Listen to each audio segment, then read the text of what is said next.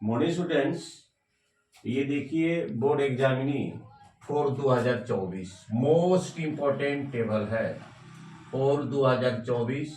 यह आपका light chapter से रिलेटेड है और कॉन्वेक्स लेंस से है। ये कॉन्वेक्स लेंस से है।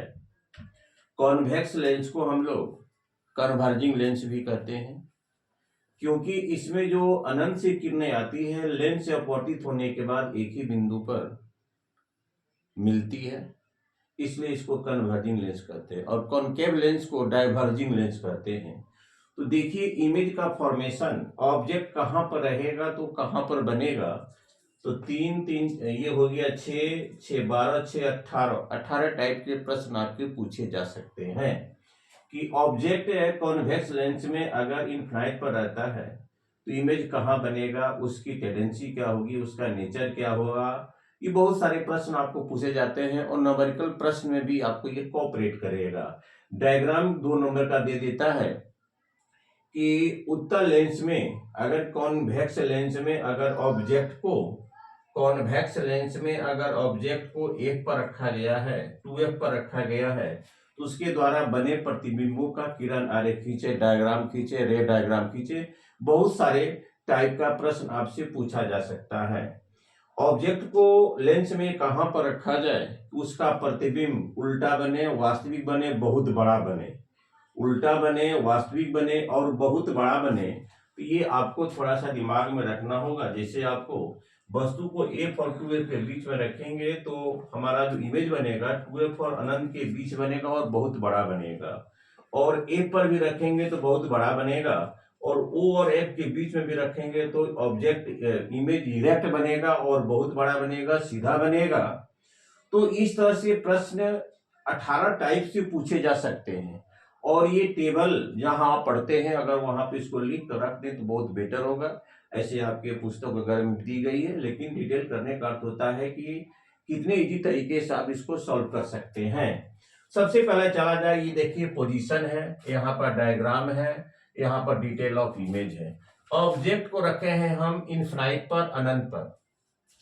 अनंत से 2 किरणें आती है जो लेंस से अपवर्तित होने के बाद एक पर मिलती है, मेन फोकस एक पर मिलती है। इसके 2 मेन फोकस होते हैं, F1, F2।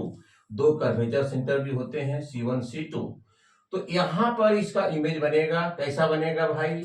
रियल बनेगा, इन्वर्टेड बनेगा, डिमिनिश्ड बनेगा, बहुत छोटा बनेगा। और लोकेशन हो गया आपका एट F पर। अब चलिए अगर ऑब्जेक्ट को 2F पर रखते हैं तो भाई उसका इमेज कहां बनेगा? 2F1, ये F हो गया 2 मेन फोकस, 2F हो गया कर्वेचर, 2 कर्वेचर सेंटर होता है। ऑब्जेक्ट को 2F पर रखा गया है और 2F पर रखे जाने से वस्तु के शीर्ष से 2 किरणें चलती है। एक किरण प्रधान अक्ष के समांतर चलकर लेंस से अपवर्तित होने के बाद मुख्य फोकस होते हुए निकल जाती है। दूसरी किरणें ऑप्टिकल सेंटर से चलती है और पहली किरण को B' बिंदु पर काटती है। A' B' प्रधान अक्ष पर लंब पड़ता है, अतः वस्तु का प्रतिबिंब A' B' हुआ। कैसा हुआ? रियल हुआ, इन्वर्टेड हुआ, इक्वल बनेगा। जो ऑब्जेक्ट को हम 2F पर रखेंगे तो उसका इमेज इक्वल बनेगा, 2F पर बनेगा, और इसका लोकेशन आपका हो गया 2F पर। अगर ऑब्जेक्ट को अनंत और C के बीच में रखते हैं, अनंत और 2F के बीच में रखते हैं, तो वस्तु के शीर्ष से 2 किरणें चलती है। एक किरण प्रधान अक्ष के समांतर चलकर मेन फोकस होते हुए अपवर्तित हो जाती है। दूसरी किरणें ऑप्टिकल सेंटर में चलकर पहली किरण को B' बिंदु पर काटती है।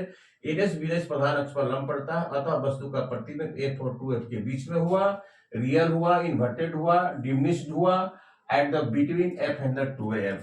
अगर वस्तु को हम F और 2F के बीच में रखते हैं, देखिए F और 2F के बीच में रखे हैं, इसके शीर्ष से 2 किरणें चलती है।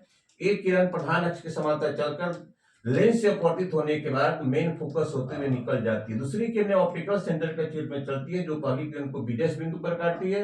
A' B' प्रधान अक्ष पर लंब पड़ता है, अतः वस्तु का प्रतिबिंब A' B' हुआ, प्रधान अक्ष के नीचे हुआ, इसलिए इन्वर्टेड होगा, रियल होगा, इन्वर्टेड होगा, इनलार्ज होगा, बहुत बड़ा होगा। और कहां बनेगा? 2F और अनंत के बीच। अगर वस्तु को हम F पर रखते हैं तो देखिए F पर रखे जाने से वस्तु के शीर्ष से 2 किरण लेते हैं सुविधा के लिए, हजारों किरण चलती है, 2 किरण हम लोग सुविधा के लिए लेते हैं।